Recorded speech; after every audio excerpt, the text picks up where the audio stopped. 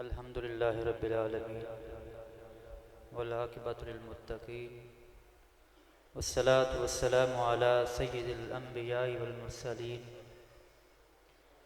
اما بعد فاعوذ باللہ من الشیطان الرجیم بسم اللہ الرحمن الرحیم محمد رسول اللہ صدق اللہ العظیم صدق رسولہ النبی الکریم الامین الصلاة والسلام علیکہ یا سیدی یا نور اللہ الصلاة والسلام علیکہ یا سیدی یا حبیب اللہ وعلی آلکہ واصحابکہ یا رحمت للعالمین۔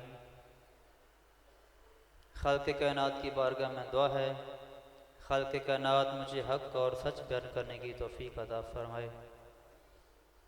عزیزان گرامی قدر، عشق کے حوالے سے دو چار باتیں عرض کروں گا۔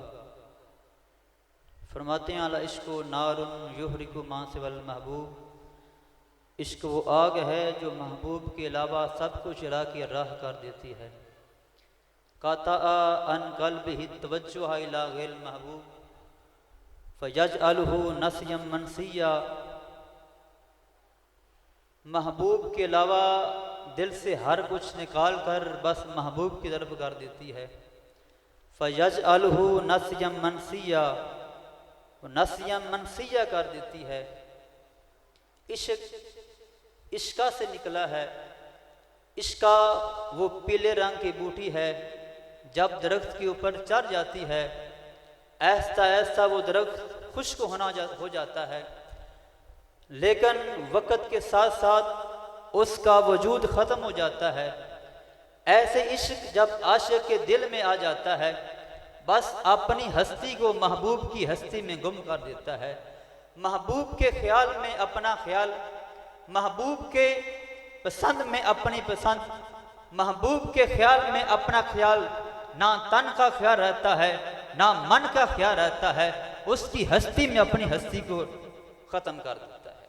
عزیزان گرامی قدر، حضرت عائشہ صدیقہ رضی اللہ تعالی عنہا آپ فرماتی ہیں ایک بندہ نبی علیہ السلام کی بارگاہ میں حاضر ہوا، عرض کرتا ہے باری تعالیٰ انک احب الی من نفسی و انک احب الی من والدی، محبوب آپ مجھے اپنی جان سے زیادہ عزیز ہیں، آپ مجھے میرے مال سے زیادہ عزیز ہیں۔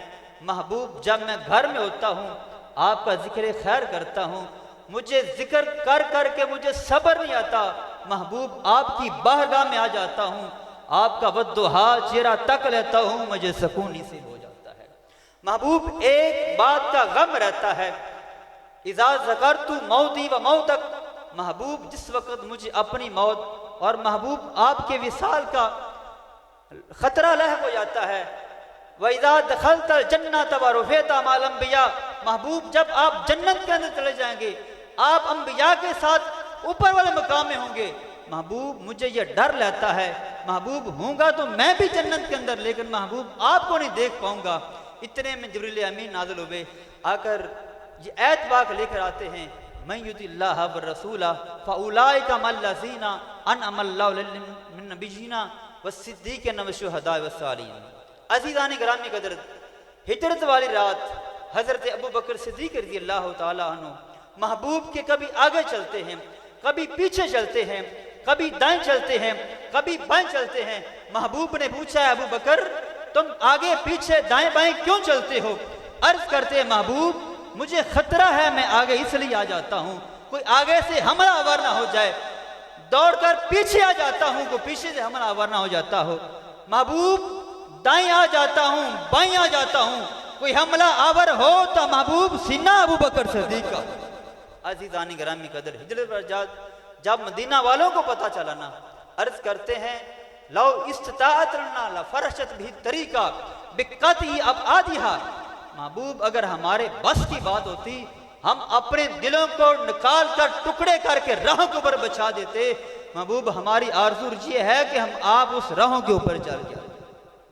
عزیزان گرامی قدر، سیدنا یوسف علیہ السلام آپ نے حکومت کا غلہ تقسیم کرنا شروع کر دیا، 3 مہینے باقی تھے کہ غلہ ختم ہو گیا، پریشان ہو گئے۔ اللہ پاک نے سیدنا جبریل امین کو بھیجا، جو سیدنا یوسف علیہ السلام سے یہ کہو کہ اپنے چہرہ انور سے چادر کو ہٹا دیں، جو بھی بھوکا اور پیاسا آئے گا آپ کی زیارت کرے گا، اللہ پاک اس کی بھوک اور پیاس کو دور فرما دے گا۔ عزیزان گرامی قدر، شمائل ترمذی کے اندر آتا ہے عشاء کا وقت تھا کہ نبی علیہ السلام باہر تشریف فرما ہو گئے، سیدنا ابوبکر صدیق بھی آ گئے۔ حضور نے پوچھا ابوبکر کیسے آئے ہو؟ عرض کرتے محبوب آپ کا دیدار کرنے کے لیے آیا ہوں۔ اتنے میں سیدنا عمر فاروق رضی اللہ تعالیٰ بھی آ گیا۔ نبی علیہ السلام نے پوچھا عمر کیسے آؤ؟ عرض کی محبوب بھوک اور پیاس لگی ہے، آپ کی زیارت کرنے کے لیے آیا ہوں۔ لکھتے ہیں جس طرح سیدنا یوسف علیہ السلام کو دیکھ کر لوگ بھوک اور پیاس مٹا لیتے تھے، اسی طرح جب صحابہ کرام کو بھوک اور پیاس لگتی تھی، جب محبوب کا چہرہ دیکھ لیتے تھے، پیاس بھی ختم ہو جاتی تھی، بھوک بھی ختم ہو جاتی تھی۔ سیدنا فاروق اعظم رضی اللہ تعالیٰ عنہ آپ عرض کرتے ہیں یا رسول اللہ بی ابی انت و امی کنتا تخطبنا علی جزء النخلۃ، محبوب آپ کھجور کے تنے کے سہارے آپ خطبہ دیا کرتے تھے۔ فلما قصر الناس اتخذت منبرا، محبوب جب لوگ زیادہ ہو گئے محبوب آپ نے منبر بنا لیا ہے۔ لیکن وہ جو کھجور کا خشک تنا تھا اس نے رونا شروع کر دیا۔ فجعلت یدک علیہ، محبوب آپ نے اپنا ہاتھ اس کے اوپر رکھا لیکن وہ خاموش ہو گیا۔ محبوب ایک بات کا مجھے ڈر ہے، وہ کھجور کا خشک تنا جس کے ساتھ آپ ٹیگ لگا کر خطبہ دیا کرتے تھے، محبوب جب آپ نے چھوڑا ہے وہ آپ کی یاد میں رو رو کر اندھا ہو گیا ہے۔ محبوب مجھے ایک بات کا ڈر ہے، فَأُمَّتُكَ أَوْلَى الْحَلِينِ إِذَا فَارَقْتَهَا، محبوب جس وقت آپ اس دنیا سے جائیں گے محبوب آپ کی تو امت اس تنے سے بھی زیادہ عزیز ہے کہ محبوب ان کو آپ کا سہارا بن جائے۔ اللہ کی بارگاہ میں دعا ہے خالق کائنات ہماری حاضری کو اپنی بارگاہ میں قبول فرمائے۔